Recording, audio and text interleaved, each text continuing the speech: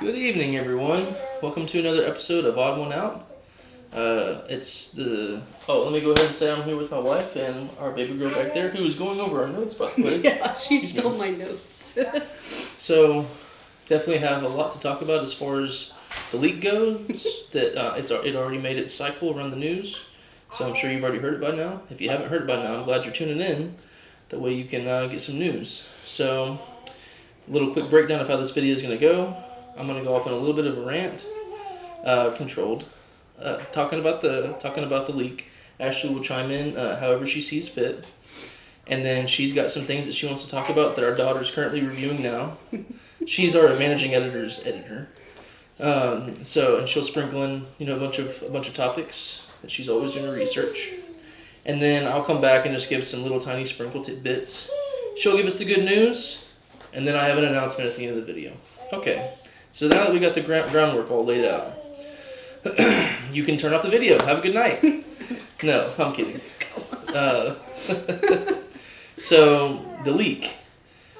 So, there's been so many different things that I feel like sometimes it's not a bad thing for a few days to pass. So we can get more details, so we can verify, so we can make an accurate, assessment of what's going on. So it all starts with, I believe his name is Jeffrey Goldman. He's one of the top editor, I believe, at The Atlantic, who has put out a lot of pieces. He himself and The Atlantic in general have put out a lot of anti-Trump pieces. Fair pieces, but definitely not fans of Trump. So that kind of starts us off already on an interesting note that he reported, hey, I got texted war plans, military strike plans, whatever you want to call them. Attack plans. I was in a group text with 19 other top officials at the White House. They did not mean to add me to this group text. They gave away some which should be classified details. I believe it's the DOJ. I forget who has the authority to claim whether or not something is classified. We'll get more back to that again. Oh yeah, she's reading fast over there.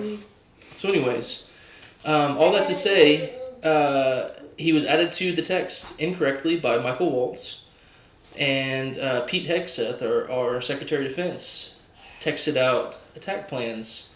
There was when, where, what, all these details that are very detailed, specific, such as F-18s being used in the attack. He was giving minute-by-minute details in all caps for whatever reason. I think that's a Trumpian thing. 11:44, about to strike. 12:15, finally struck. And then just sending flexing emojis, the American flag emojis, same kind of stuff that maybe you did whenever you were in middle school. All that, and saying, by the way, Pete Hegseth said we have, I think they call it OPSEC, operational security. I'm not a military guy, I don't know this stuff, but ironically claiming that by saying that we are secure, we've checked everything, we're clean, we're good to go, in this group text with a rando journalist that could have been anybody. And there's a reason why I believe it was Goldberg. The news isn't even talking about this actually. I want to talk about it. We're actually going to sprinkle on something I feel like is not being talked about right now. That's a very good point actually. I'm gonna blow her away. I'm gonna prove to you why she chose me. So anyways, we had that leak happen, and Waltz let time pass. He was like seeing these texts. He's like, is this real? It's got to be fake. And he's sitting in a grocery store parking lot, and then he sees news about Yemen being struck in coordination with the texts. So he's like, wow, this is real. He withholds it. He doesn't tell anybody. He wants American lives to be safe. He doesn't want to, have anything happen by him leaking out. So he waits a little bit. Weeks later, up to now, we finally get the information released where he just simply says, hey, I was in a group text and I shouldn't have been. And the entire White House denied it, all of them. They called it a hoax. They called it a witch hunt. Trump still calls it right now a witch hunt. Even though the NSA immediately said, hey, this is actually real, this is verified, this happened. We had a breach. We texted out stuff to a journalist that, we didn't intend to. So they were all saying it wasn't confidential, there was no attack plans, there was no, this is from Pete Hegseth, there was no target, there was no means, there was no location, there was no all these things, which, yes, there were to all those questions, except for the who He did not specifically say the Houthis. Literally everything else, though, was spelled out. And it was what would normally be highly confidential. However, the state is declaring that it was not confidential. They're the ones that get to claim that authority. So kind of a little bit of a self-fulfilling prophecy there. Of course it's not confidential because nobody's going to get in trouble for it. Trump's already been asked several times whether Waltz and or Hegseth or anybody else is going to go. And he said no, and it's a hoax, and that this guy Goldberg is, he's a faker. It's fake news. So I don't want to hear anything else about Hillary's emails. I don't want to hear anything. I'm so tired of... And by the way, that cost her an election, so you should think that this should cost maybe a job, maybe two. This is just unbelievable. It was never about the emails. It was about hating on Hillary. That was obvious. It should have been obvious from the beginning.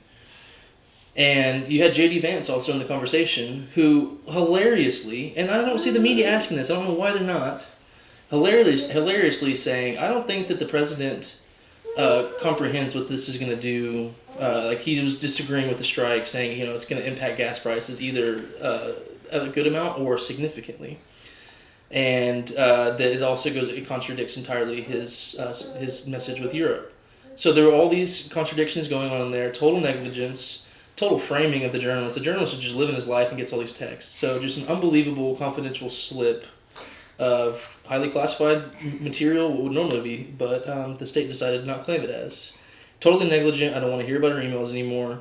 Could have cost American lives had it got in the wrong hands. Would you like to sprinkle anything in there? I was kind of distracted, so I don't know if you already touched on this, but I guess for me, obviously this was a big deal that this happened, but I guess for me is that even bigger than that is I don't like lying. Yeah. And they're trying to lie fair. about it. Literally, a reporter asked Pete Hegseth about it, and he said something along the lines of no war plans were talked about, or something along those lines. Well, here are the screenshots. Yes, they were. You are literally the one that sent the message. Yep. So I don't like the lying. And it was, real quick, it was the lying that prompted Goldberg to even release the screenshots. The story that he released was not enough. Right. They all came out there and they're like, deny. He's like, okay, well, here's the screenshots. Right. And then Trump's like, excuse me, Levitt was like, you going to trust Pete Hegseth or Jeffrey Goldberg? Well, first of all, Goldberg, but second of all, it's Pete Hegseth or screenshots. So. Yeah, so if no one's going to lose their job over this, there at least needs to be accountability and say, oops, we did this, we're not going to do it again. But I was just telling you before we made this video that there's a lot of jobs, I feel like, where if you leaked information you weren't supposed to leak, you would lose your job. As a nurse, we are, held to HIPAA. We cannot release a patient's information. There have been instances when something as little as a nurse took a photo and accidentally had the computer screen with patient information in the background, and the nurse got fired for something as little as that. Obviously she wasn't meaning to capture the patient's information. So it's also just kind of, it's just crazy, the lack of accountability, and just crazy, us regular people, if we made a mistake like that, we would be losing our jobs.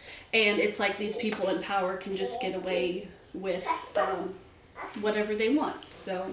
Well, and several prominent military figures have already said this would normally get you either dropped down a couple ranks, stripped of your clearances, or fired. Right. It would definitely get you disciplined. So, just really interesting stuff. Anything else you want to sprinkle on there? No, that's all I have to say about that. Yeah. Thank you. So, a little funny story. That was my wife's Build-A-Bear toy that she built whenever she was a kid. We don't know to this day why she chose such a maniacal laughter. Lindley seems to like it. She's like, ah! Because I was 9 years old. True. So is this administration, it feels like sometimes. Would you like, I know that she's got her notepad. Would you like to sprinkle in some points that you remember from there, or would you like me to look at some of my stuff? I think I remember what I was gonna. Get in there, you got it, get in there.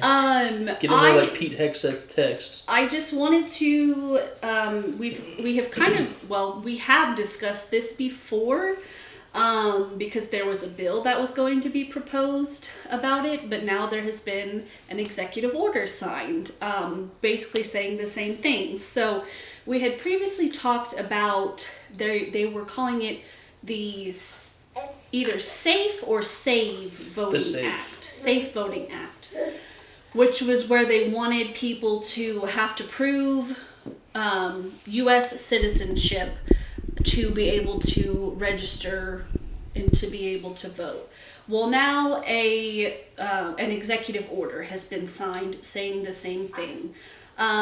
If you didn't watch that episode, just some points I would like to make is, of course, we want only eligible people voting. I think we can all agree on that. But it's not a widely spread issue that people are voting who shouldn't be voting. It's very much, I don't want to say it's not happening, because I'm sure someone has, in rare but instances. It's very rare. Yes, in rare instances. It's not enough to sway an election. So that's just number one. Number two, to prove your citizenship, you need documents that cost money. A passport, a birth certificate, which you said that you can't even use the birth certificate. Can't use that. They're being very limited for a reason. We said the real ID. Yeah, which is another money obstacle. Which again costs more money. And this may be no big deal to some of you at home. So like I've had talks with my friends, by the way, that I feel like I've at least convinced. Okay, he has a point. These are small obstacles to a lot of people. However, these are huge obstacles to many people, including, say, grandma, who's living at home, who doesn't have a car, living with her kids, I should say. And she needs to go out and get all these registrations, and so they need to figure out all these, like, hey, you know, I work 2 jobs, and I take the kids here at this point, and I take care of them, but I got to find some time to go be able to take grandma over here to the DMV, or excuse me, not even the DMV, because it's very limited on what's required. You know, it's just all these obstacles being made. The money, it's like some people are paycheck to paycheck. What does paycheck to paycheck mean? It means almost right to the penny that you're really just exactly in, exactly out, exactly in, exactly out. So adding these extra expenses these are big obstacles for people. Right, and that's the bottom line. I think for a lot of people the issue is going to be money. It's not cheap to get a passport. A lot of people don't have passports because, again, a lot of people don't have money and probably haven't traveled out of the country. And I don't mean that anything bad. I'm just saying, like, a lot of people, I don't think, do have a passport, and it costs money. And then you're going to have to go get your whole family that, you know, whoever in your family is eligible to vote, and you're going to have to all pay for a passport or whatever it's going to be. So bottom line is, it really is just creating more obstacles for people who are eligible to vote, and it's likely going to affect more eligible voters rather than weeding out ineligible voters, because it's really not happening that much. By unbelievable amounts, it will affect actual voters. Something else that was in this executive order, so whenever you mail in an absentee ballot, I think it might be different in every state, but in a lot of states, as long as you have it postmarked by election day, they'll still count it. This executive order is trying to say that any vote not received by election day cannot be counted. Which you might say, well, why is that an issue? Well, what if you mail in your vote and you mail it in with enough time? We can't control how the mail works. We can't control if they lost your ballot for a little bit and then don't get it there on time, and then your vote just doesn't count. So to me, this is just another way to take away people's vote. And what about our military veterans that are active on duty in other countries, say Yes, like in overseas. Poland? Who? I mean, that's going to take quite a while Couple to get weeks. here. A week at least. So it's that part. I mean, the whole thing is just to take away people's vote, but that part especially, he's mad because he lost the 2020 election when all the mail-in votes finally got counted. So now he's trying to figure out a way to, take away some of the mail-in votes. Biden. And that's what it is. And yes, he did lose that election. He's weak and he's pathetic, Biden. And so, let me also say, this is another executive order where it's like, can he do this? Can he not? They're saying he can't actually enforce this. But it's just, again, it's something to look out for that they're trying to do. Because like I said, regardless of this, there was also a bill that was being... Oh, thank you. There was also a bill that the Republicans were trying to introduce that said this same thing. So... And you talk about things that we don't even know if he can do. 40 different times the courts have blocked his orders because they do not believe that what he's doing is legal. So I just wanted to bring that executive order up. I will end with this as far as that goes. I saw, which I've seen this before, but I saw this quote again today, and it said, if your vote didn't matter, they wouldn't be trying so hard to take it away. And so just remember that. Keep paying attention to what's happening with this. We need to keep fighting for our voting rights because that is our voice. And when elections come, go vote because it's exactly, that is so true. Why would they be trying to make it harder for us to vote if our vote didn't matter? Give people a ride. What is going on under here? You go ahead. Make it a rule. She's doing some gymnastics. Make it a rule. I'm gonna get people out to vote. Make a difference. So yeah, no, that's crazy. Are we at a point now? Yeah, you go ahead. So I'm gonna try to entertain her a little bit until I come back. So I've done this on a couple of videos where I just go lightning quick, just fast. There's some texts I've had with my friends. We, mainly me, stay very political. Although definitely get plenty of good dialogue in on every side of it. And this is only since Monday. So Trump issued a warning that he was going to shut Social Security down. He's going to stop it if Elon was not allowed access to Americans' personal data that are in the system. Another thing he can't even do, but he's definitely threatening to do. I wish we could get Elon to testify under oath about the claim of tens of millions of dead people receiving payments because they're not. And then they made some headline saying that tens of millions of people over the age of 200 or whatever were removed from the system. It's like, first of all, I want to see it. Second of all, even if he did, great. It's people that are not receiving any benefits that are just within the system that died. And many of them are not even over the age of 200. It's an error in the COBOL system, and I feel like that's cycled through the news so many times. If that's the first time you're hearing that, just so you know, that when a date is entered incorrectly into the date column, whatever, of the system, it's such an old, outdated system that it automatically defaults to January 2nd, 1850, for example. It defaults to an incorrect date that's ancient, and it's obviously not actually somebody who's receiving benefits alive or any of that nonsense. So we've been trying to tell you that he's going to dismantle Social Security. He's already doing it with Medicaid. So I don't know what to say. I also saw... take this with a massive grain of salt. Do not go and tell your friends this as a matter of fact. I need to do more research, and I'll circle back to this next video. Apparently they are really messing with Social Security's fundamental system so bad, such as the call... We do know for sure they're messing with the call system. That much is fact. Makes it much more difficult for people to access their benefits or a claim or get help, especially when they're senior citizens that have no clue how to work the portal. But they're also dismantling the system entirely and are claiming that the system will have total failure within 30 to 60 days, and so it's best to hand it over to Elon to let him work it. It's been, and I've heard this, and this is in Project 125, by the way, they want to privatize Social Security. They want it privatized. they're making their steps. Elon has already ditched the Verizon contract for the FAA, and my SpaceX will take care of it. Ditch the systems with Social Security that he broke, and says, "Oh, let me take this over. Let me handle this." Letting the world's richest man have so much more power. It's the oligarchy. My boy Bernie and my girl AOC already telling you all about it. I hope you are listening. Let's see. What else? Had to convince my buddies that Social Security is on a Ponzi scheme, which is an actual, real, normal thing said by prominent Republican senators right now on the Congress floor, calling Social Security a Ponzi scheme. Ridiculous. Let's see. We talked about Social Security for a while. Just a simple fact that, and this is go fact check me on this.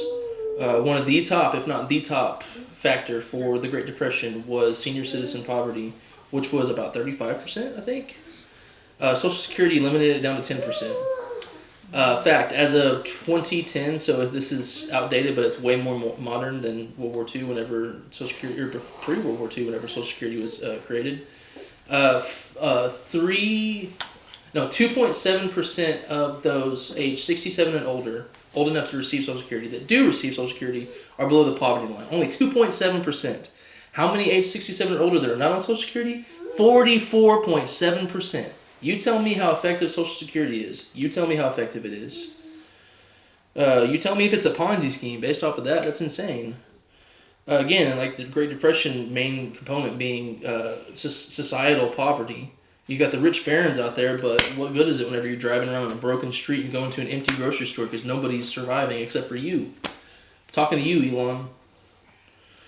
Let's see. Caroline Leavitt would make the propagandist in North Korea blush with how often she lies and is so militant and combative.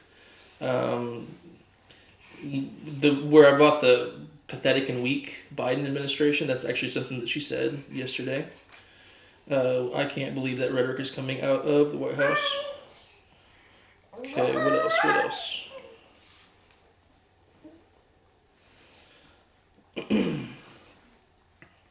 I think that is it, actually. I'll go ahead and give my announcement, and then I'll let my wife finish with the good news. This is good news in a way, too. I guess it's exciting, at least for me. On April 1st, no, this is not an April Fool's joke. Me and my father are going to go debate Charlie Kirk. We may only get a couple questions. We don't know anything. It's just what you maybe have already seen on YouTube or wherever, of his videos where he goes to college campuses and talks to the college students, and hopefully me and my dad. I need to do more research, and hopefully he'll take the questions of people with the general admission ticket like myself and not just the students. So I'm going to go. I'm going to carefully craft a couple questions. My wife is going to be the one probably actually to do it. I trust her. And my father especially is going to go is because he graduated seminary. He was a pastor and an overall youth and young adult leader, college leader. And he has a fantastic grasp of the Christian faith, which Charlie Kirk argues for over everything. That is his main driver of policy and beliefs. It's understandable. I'm not knocking it. I'm just stating it. So my dad will be able to approach him from knowing Christianity very well. In fact, I'm biased, but probably more than Charlie Kirk knows. So it's going to be really interesting. Can't wait for that. That's April 1st, which is Monday. Would you like to... Tuesday! Bring us home, baby. Okay. I did, we need to do an episode about Project 2025, because like I've said, I am reading it. I'm like 100... She's turning evil. No, I'm not turning evil. It's very hard to get through. I'm like 150 pages in, and it's been painful. Amazing. But, so, we need to do an episode on that soon. But I wanted to say, you said that Carolyn, what's her name, Leavitt? Yeah. She said something about the weak Biden administration. Yes, she said the Biden was weak. I'm gonna try my best. Weak and pathetic in her combative tone. Well, it's just something. Oh, thank you. Something I wanted to bring up is in reading Project 2025. Something that was pointed out a lot on the campaign trail was how much they mentioned Trump in Project 2025, even though he claims he didn't know anything about it. But what's funny to me is how often they also mention the Biden administration and how horrible they think the Biden administration is. And it's just funny to me, like, why are they still talking about Biden? Why are they obsessed with the Biden administration? Because they're not fixing anything and want you to blame Biden. And so, yeah, and I just, how is it not annoying to listen to these people constantly blame others and not take accountability? How is that not annoying to you? You don't like watching middle school bullies scream? I mean, I don't get it. But anyways, let me tell you some good news.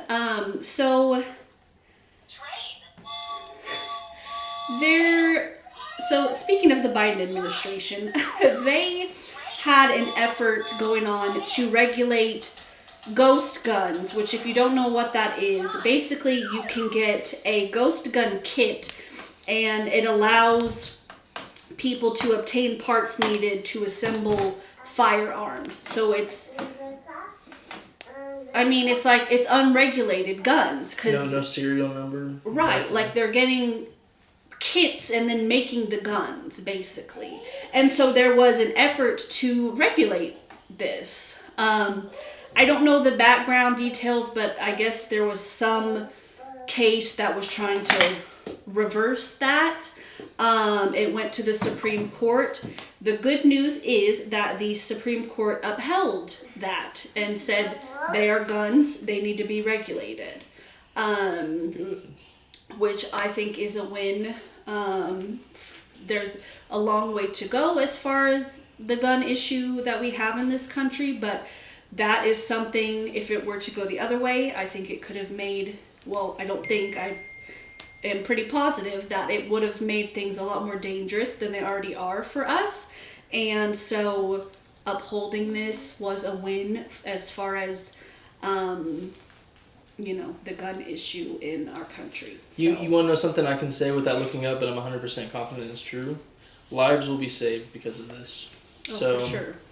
I think that should be a pretty good driver of the decisions we make. Great job. You did really good today. You wrangled the questions and you wrangled our child. I feel like this was kind of a chaotic episode, but hopefully you... She hadn't seen the ones from before, whenever it was just me, and I'm like, hopefully you learned something. I don't know how. Amidst the chaos. Might need to remove me from an episode if you want to whine. Anyways, thank you so much for tuning in. We're going to give our daughter her milk because she is currently cuddling with Minnie Mouse and not drinking her milk. So we're going to go do that. Enjoy the rest of our night. We hope that you all do the same.